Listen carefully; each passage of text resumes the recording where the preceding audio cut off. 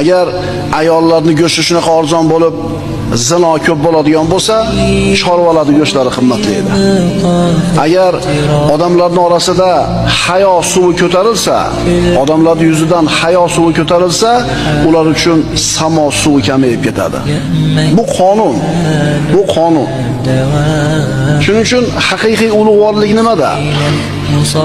Ana shu haqda turgan, sobit turgan ozchilik bilan birga bo'lishlikda. Ko'pchilik bilan bo'lishlikda emas. Allohning azobidan qutulishligimiz faqatgina mana shu Allohning dinini mahkam ushlagan ozchilik bilan birga bo'lganimizda bo'ladi.